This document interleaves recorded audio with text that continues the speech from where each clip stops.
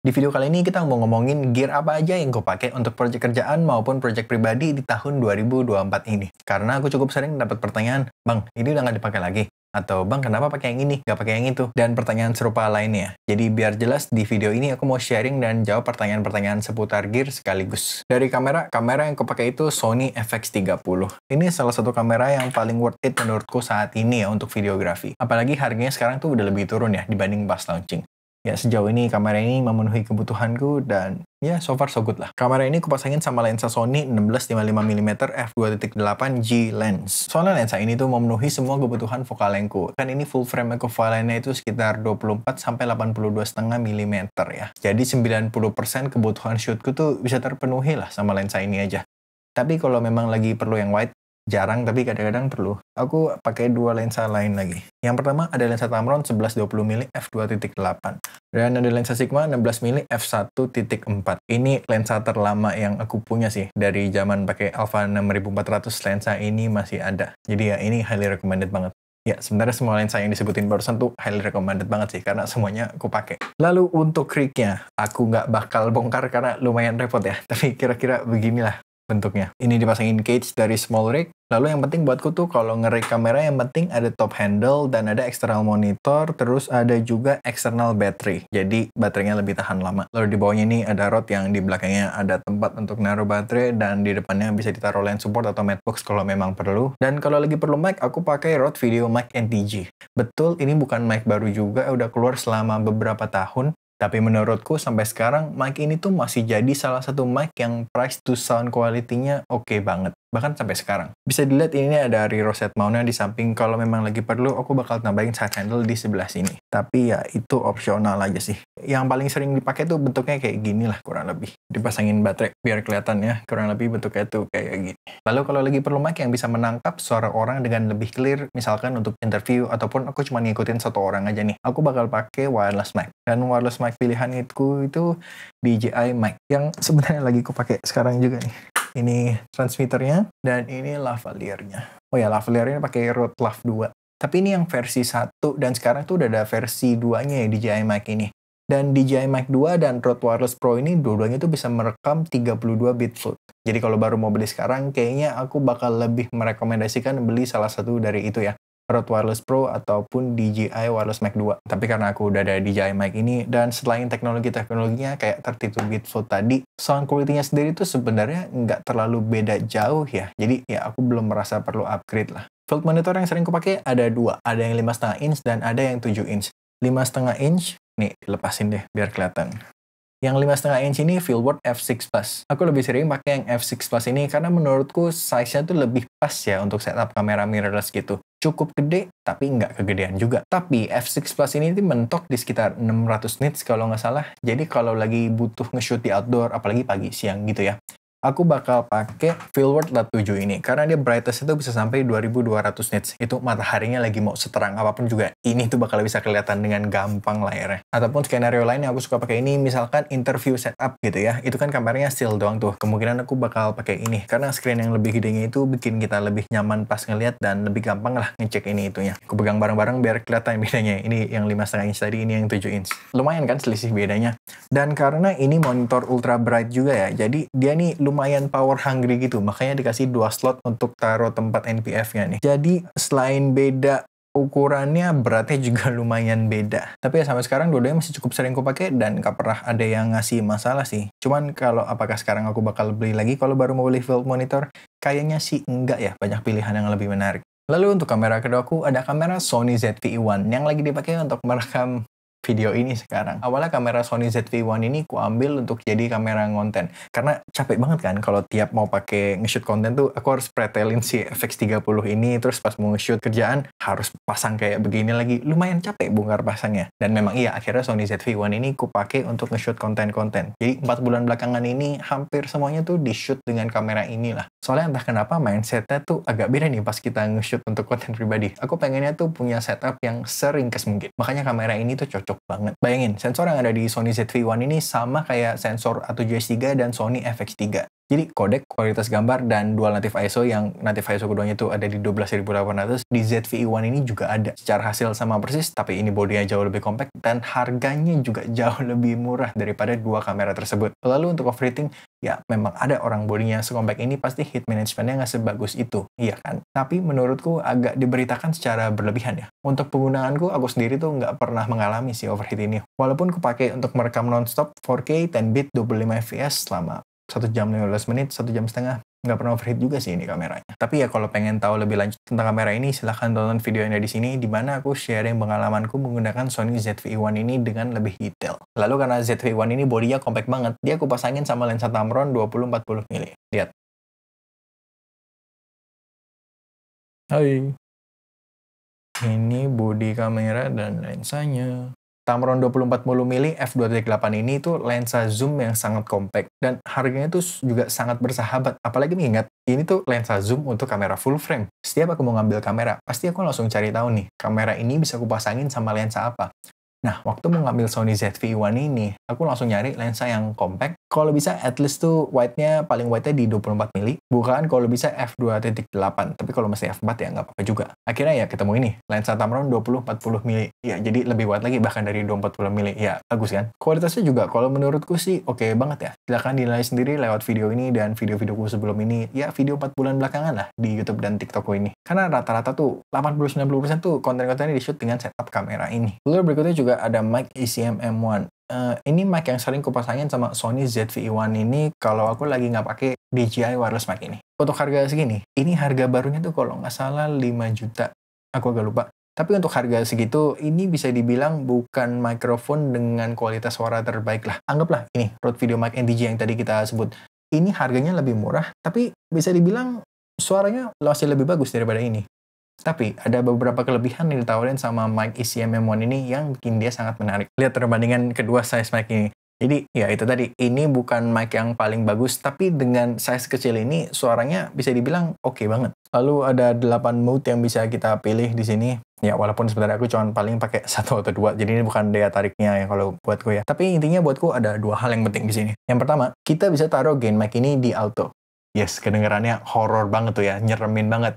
Naruh mic gain di auto. Tapi percayalah, hasilnya aman banget kok. Kalau takut juga kita bisa ngerekam di 4 channel sekaligus, jadi ada safety track-nya selalu setiap saat. Bisa dilihat di sini ada attenuation-nya, ada 0, min 10, dan min 20 dB yang bisa kita pakai kalau kita lagi ada di situasi yang berisik banget gitu ya. Biasa aku kalau diatur suka taruh di angka 10, dan kalau di indoor gini aku taruh di 0. Jadi jarang banget mesti turunin sampai 20 desibel. Yang terakhir, dia tuh tersambung ke kamera Sony dengan teknologi MI-Fuse atau Multi Interface Fuse.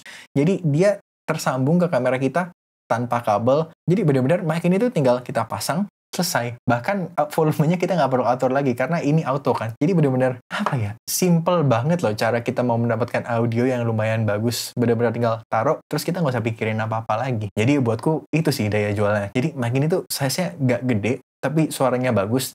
Dan cara kita pakai itu benar-benar tinggal pasang, terus kita nggak usah pikirin apa-apa lagi. Kayak kurang simple apa lagi loh itu. Lalu untuk lighting, sebentar, lighting utamaku ada Godox SL150 Mark II.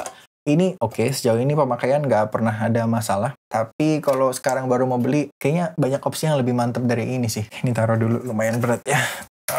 Dulu aku ngambil lampu ini ya, karena dulu lighting 150 watt dan 60 watt ukurannya ya beda-beda tipis aja gitu. Nggak banyak pilihan lah, tapi sekarang udah banyak banget opsi lighting yang sangat menarik. Lalu yang kedua, aku coba rekamin dari sini. Ini lagi ku pakai jadi key light. Sekarang ini ada Colbor CL60 dipasangin aputur dome mini 2. Lalu ini ada 5-in-1 reflector, aku pakai bagian diffusernya, jadi ini di double diffuse. Jadi Colbor CL60 dan aputur mini dome itu setup yang cukup rekomen ya, karena sangat nggak makan tempat. Ya, tanpa double diffuser ini juga udah oke kok sebenarnya. Cuman ini biar lebih soft aja lagi lightingnya. Kalau nyari lighting buat kebutuhan konten di rumah aja gitu ya, menurutku lampu 60 watt gini ya juga udah cukup sih. Tapi kalau ada rencana untuk mulai nge-freelance gitu, aku mungkin akan cukup ngerekomen untuk ngambil lampu sekalian yang 300 watt atau lebih. Karena harga lampu-lampunya tuh relatif udah lebih terjangkau sekarang dibanding dulu. Dan ya aku cukup sering nyewa lampu 300 atau 600 watt gitu bolak-balik. Karena ya memang butuh. Jadi sebenarnya aku lagi mau ngupgrade juga, tapi lagi nimbang-nimbang lah perlu lighting yang sekuat apa. Jadi kalau ada dari pihak Godox, GVM, Small Rig, atau mana gitu yang nonton, boleh loh dibantu ini. Untuk tripod. Ini tripod dari Ulanzi Ncoman versi Y. Zero Y. Ini tripod carbon fiber dari Ulanzi yang mirip banget sama Peak Design yang populer banget itu beberapa tahun lalu, tapi setengah harga. Ini mantep banget sih, semenjak punya ini auto langsung jadi tripod favoritku. Aku bawa kemana-mana. Karena lihat, dia pas dilipat ini kecil banget. Gampang banget kita taruh di bagian samping backpack kamera kita. Tapi pas kita buka full, kurang lebih bakal setinggi ini, lumayan tinggi. Belum ini kepalanya masih bisa ditinggiin juga. Tinggiku 175 dan ini tuh sehidungku. Jadi kira-kira sendirilah ya. Pas di taruh begini compact, tapi pas dibuka banget lumayan tinggi. Dan tripod ini sebenarnya bikin aku jadi lumayan jarang juga pakai table tripod. Karena lihat, ini kalau kita taruh di bagian tercompactnya, kita taruh di meja, ini nggak terlalu tinggi juga. Ini tingginya tuh sekarang mirip sama posisi aku naruh kamera sekarang. Jadi ini in a way bisa menggantikan mini tripod juga. Bukan menggantikan sih, jadi lebih jarang lah. Jadi bisa bilang ini sekarang tuh jadi tripod sapu jagatku lah. Aku sering banget cuman pakai satu tripod ini aja. Terus aku ngambil yang Zero Y itu yang versi atas itu Arcasus biasa. Tapi ini sebenarnya aku tambahin lagi nih, quick release dari PGY Tech yang mereka sebut Snap Lock System. Nanti paling gue taruh biro lah. Tapi intinya tuh kita jadi bener-bener nggak perlu muter, tinggal taruh, dia nge-snap, lalu nge-lock. Jadi ini quick release system yang beneran quick. Lalu dia secure dan kokoh juga. Bisa di-lock juga kalau takut kepencet atau gimana gitu. Yang mantap itu dia ada ekosistemnya sendiri. Kita bisa ngubah tripod kita yang pakai Arcasus biasa dikasih adaptor gini. Dan ada mini tripodnya juga. Jadi dengan base plate yang sama, kita bisa nge-quick release kamera kita dari tripod ke mini tripod, ke capture clip backpack. Jadi benar-benar bikin kamera kita quick release kemana-mana. Nggak ada yang diputar-putar sama sekali. Benar-benar taruh dan dia nge-lock. Dia secure dan bisa di-lock juga. Di semuanya tadi ya. Mau baik di tripod, di mini tripod, dan di capture clipnya, semua bisa di-lock juga. Jadi bisa dibilang experience-ku dengan ekosistem PGY Tech ini sejauh ini menyenangkan lah. Lalu untuk tripod video, ini tripod yang aku pakai kalau aku lagi perlu fluid head. Ini Photopro DV2. Dipasang kameranya biar kebayang ya. Dan ini sebenarnya bukan tripod yang gimana-gimana sih, fluid head tripod basic biasa aja. Ini udah aku pakai bertahun-tahun dan sejauh ini ya masih awet. Oh, tapi ada akses locknya yang rusak salah satunya. Jadi kita mau kencingin sekencang apapun nih, panningnya tetap nggak bisa kekunci. Tapi sisanya aman. Ini kalau nggak salah harganya di sekitar 1 juta. Dan pengalamanku coba fluid head video tripod di range harga segini ya, rasaku sih kurang lebih mirip-mirip semua ya. Lalu untuk sistem aku pakai sistem basic biasa. Ini dari Costa, bukan yang heavy duty banget, tapi oke lah sejauh ini. Pengalamanku cukup oke dengan sistem ini, jadi rekomen. Dan hampir lupa, si Godox SL150 ini biasanya aku pasangin sama Godox CS65D. Ini softbox yang bentuknya lantern dari Godox ya. Nanti aku taruh b-roll pas aku pakai lighting setup ini. In case penasaran, pas kalau aku lagi duduk di meja kayak tadi, tripod yang aku pakai ini Takara Rover 66. Kalau lagi di studio, aku bakal pakai tripod ini. Jadi bisa dibilang tripod ini ngetem di sini doang, nggak kemana-mana. Soalnya aku udah pernah kehilangan salah satu kakinya 2 kali. Jadi agak kapok juga bawa dia keluar tuh, mesti hati-hati terus gitu loh. Jadi sekarang tripod yang aku bawa keluar selalu si Ulanzi ini dibawa kemana-mana. Ini jadi tripod studio. Sekarang masuk ke gear yang aku pakai untuk ngedit. Yang pertama ada Mac Studio M1 Max, yang aku lupa speknya, harus baca sebentar. Jadi ini chipnya Apple M1 Max, memorinya 32 GB, lalu storage-nya 500 GB. Lalu macOS-nya masih macOS Ventura. Lalu monitornya ada 2. Yang di bawah nih Asus PA278QV. Ini monitor 2K, ya sebenarnya 4K pasti lebih enak ya, apalagi 5K. Tapi monitor ini bisa memberikan kita warna yang akurat. Dan pas kita lagi bikin konten gitu ya, menurutku warna yang akurat lebih penting daripada 4K. Tapi kalau bisa dua-duanya ya lebih bagus. Lalu monitor yang atas ini monitor Lenovo L24i30. Ini monitor budget sebenarnya, tapi ini monitor budget yang warnanya cukup oke. Jadi monitor Lenovo ini monitor yang cukup gue rekomen buat yang lagi nyari monitor budget. Dia sering kepake untuk jadi full size screen preview gitu pas lagi ngedit. Lalu speakernya ada 2 pastinya, yang kiri kanan. Ini Yamaha HS8 tanpa subwoofer. Aku nggak pakai subwoofernya. Lalu kalau kita lihat di sini ada Rode mic yang nyambung ke Focusrite Scarlett 2i4 Mark II. Lalu kalau lagi perlu headphone ada Audio Technica M40. Ini awet banget sih, udah aku pakai dari zaman kuliah dan masih bekerja dengan baik sampai sekarang. Sama kayak si soundcard ini. Ini jadi udah lama-lama banget. Hampir lupa juga, 2 lighting RGB yang ada di belakang sini biasanya ini lampu dari Costa. Ini Costa W Light. Asli, ini tuh lampu paling laku kayaknya. Setiap minggu tuh minimal ada 1-2 lah yang beli dari lingko di bawah. Ya sebenarnya sih cukup wajar ya, populer banget. Ini tube RGB yang harganya sangat bersahabat dan kualitinya oke. Ya makanya aku sampai ada 2.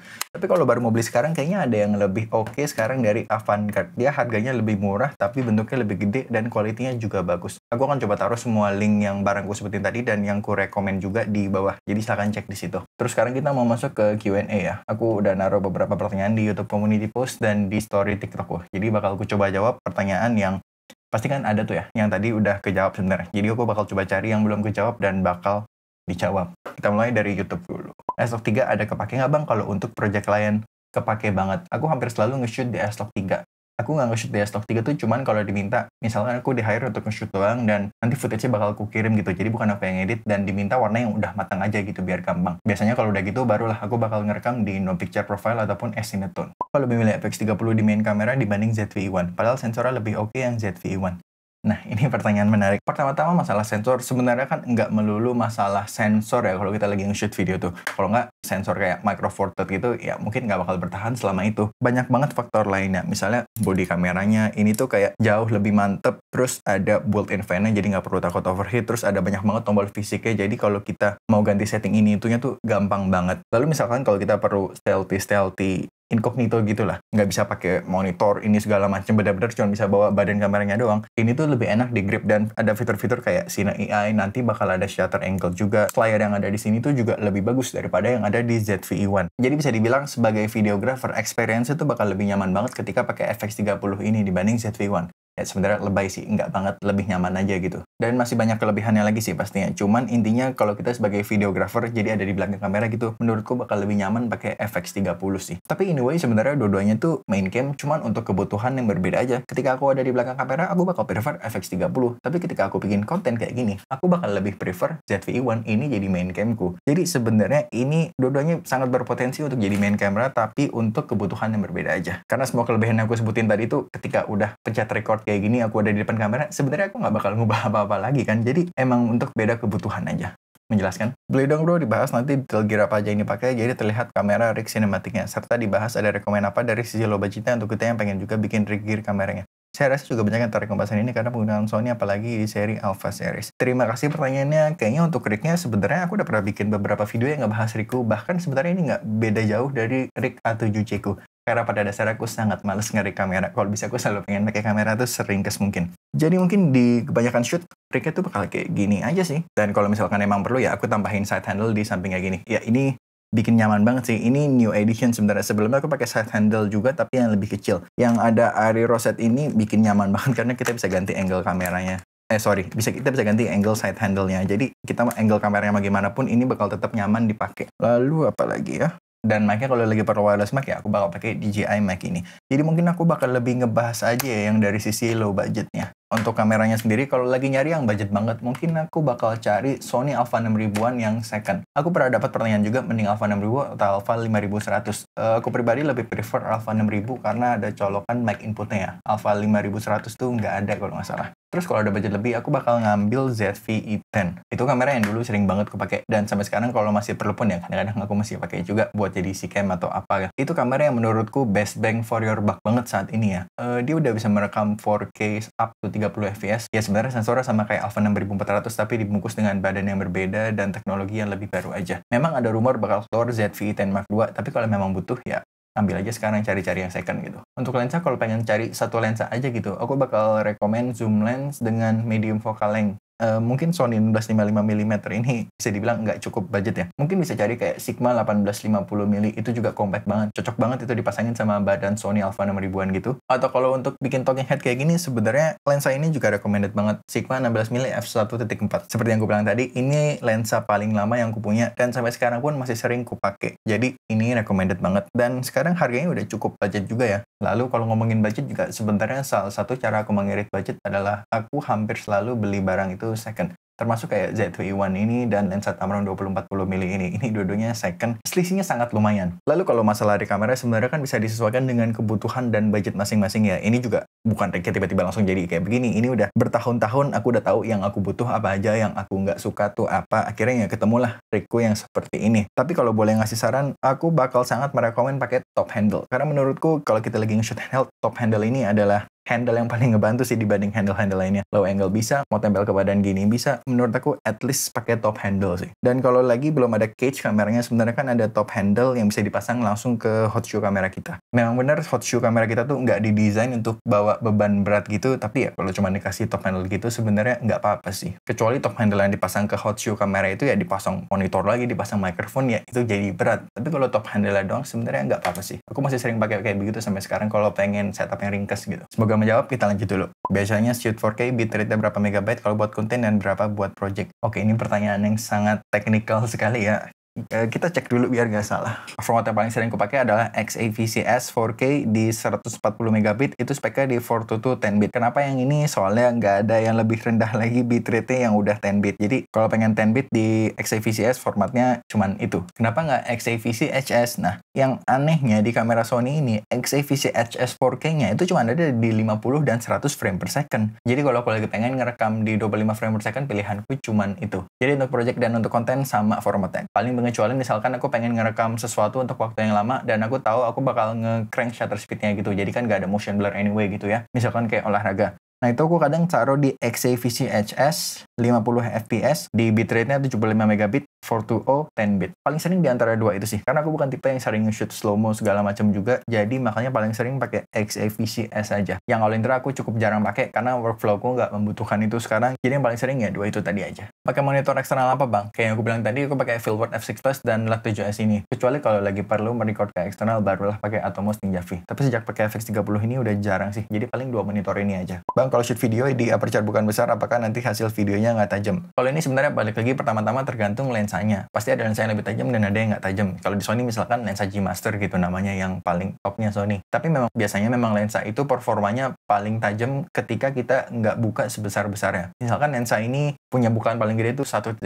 Biasanya kalau kita tutup lebih kecil itu bakal lebih tajam. Biasanya performa maksimalnya itu ada di sekitar f5.6 sampai f7, f8 gitu. Sisanya kalau lebih buka lebih besar dari itu lebih nggak tajam, dan kalau ditutup lebih kecil lagi dari itu juga udah nggak ada perubahan yang lebih kelihatan. Di external monitor nggak bisa yang ngatur exposure kayak shutter speed, aperture, dan ISO. Dilihat-lihat kayaknya nggak bisa. Apakah benar? Iya betul, di kebanyakan monitor memang nggak bisa karena monitor ya monitor gitu kan. Tapi ada beberapa monitor misalkan kayak si Portkeys LH57P dan yang 7P-nya itu bisa dipakai untuk mengontrol kamera kita. Jadi nggak semua monitor bisa, tapi ada beberapa monitor yang biasa. Jadi biasanya ada kabel yang kita pakai untuk nyambungin dari monitor ke kamera gitu. Nanti kita bisa ngontrol semuanya itu, termasuk start stop recording dari monitor juga. Settingan dalaman S-Log 3-nya bang.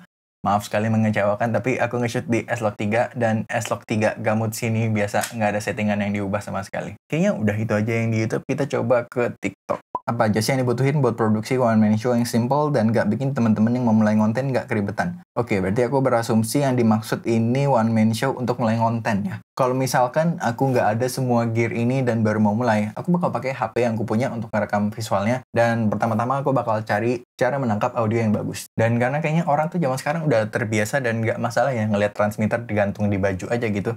Jadi aku akan ngambil mikrofon mungkin yang wireless, tapi bisa juga shotgun, sesuaiin aja sama kebutuhan. Yang penting bisa dapat audio yang bagus. Terus ya udah, ini sebenarnya udah cukup oke sih kalau untuk mulai ya. Cahaya kita bisa pakai matahari karena itu gratis, tapi nanti lama-lama pasti bakal berasa limitasinya, misalnya jadi nggak bisa nge-shoot malam-malam. Nah, kalau udah kayak gitu, mulailah invest ke lighting. Jadi audio udah oke, lighting udah oke, dan kalau udah ada budget lagi, barulah upgrade ke kamera. Ya, udah gitu sih. Apa perbedaan antara S-Log 2 dan S-Log 3? Kalau dari segi penggunaan, seperti apa perbedaannya? Jadi log profile in general itu kan sebenarnya kita nge-shoot kayak dikompres gitu ya.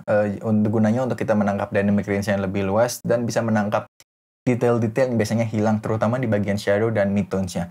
Nah, S-Log 2 dan S-Log 3 ini sama, cuman S-Log 3 lebih bisa menangkap detail lagi, lebih aja di bagian shadow dan mid-nya itu. Pas kita nge-shoot di S-Log 3, kita berasa lebih leluasa aja, termasuk proses color correction dan color grading-nya. Kalau kameranya masih mentok nge-shoot di 8-bit, aku bakal lebih ngerekomen untuk stay di S-Log 2 aja, karena agak susah di S-Log 3 nih. Kalau kameranya udah at least 10-bit, silahkan nge-shoot di S-Log 3. Kayaknya bakal berasa banget sih perbedaannya. Base cage for FX30, wishlist product you want to buy atau try, yang video making related stuff, what codec you use, and why are you still using Adobe Premiere or just use DaVinci Resolve? Oke, pertama-tama aku nggak pernah pakai Adobe Premiere, aku pakainya Final Cut dan DaVinci Resolve. Karena Adobe Premiere itu sifatnya subscription ya, jadi kalau dihitung-hitung agak mahal. Jadi aku beli Final Cut dulu kalau nggak salah harganya sekitar 3 juta, 3,5 juta, tapi sekali bayar aja terus udah selesai. Dan DaVinci Resolve gratis. Dan codec yang tadi aku bilang, aku paling sering ngerekam di XAVCS, dan jarang-jarang yang XAVCHS dan yang All-in-Try ini aku jarang pakai karena workflowku nggak membutuhkan itu.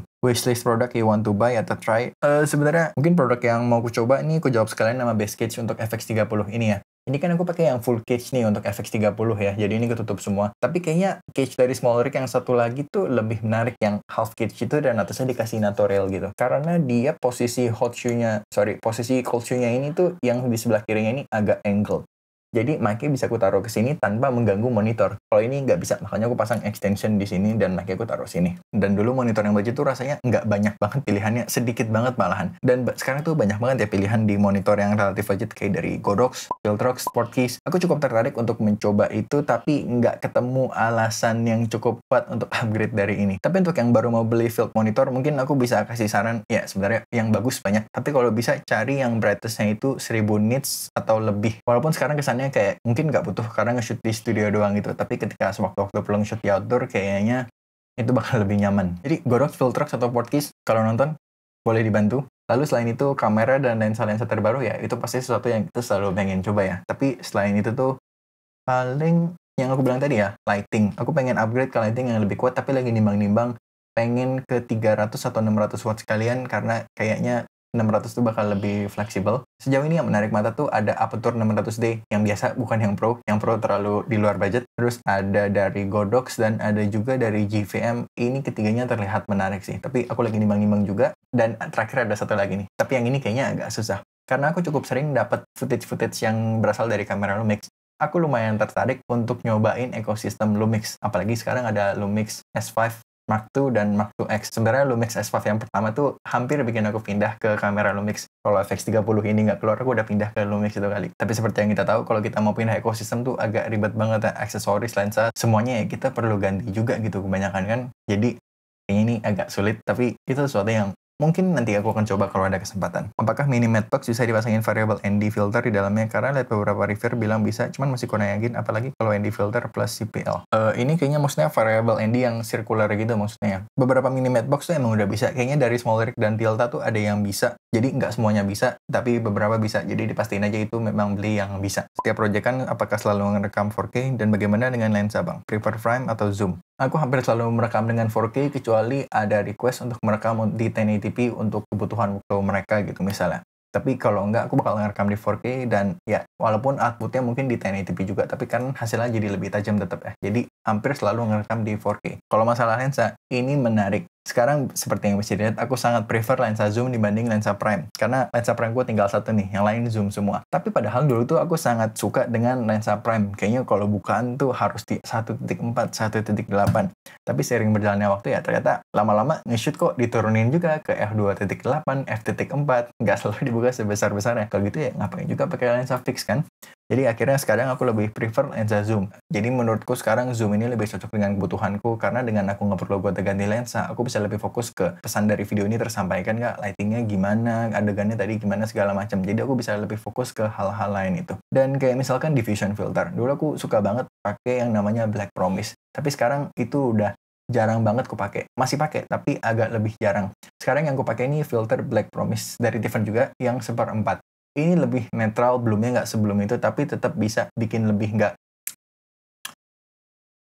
ngurangin digitalnya sedikit lah. Format file dan penggunaan memori.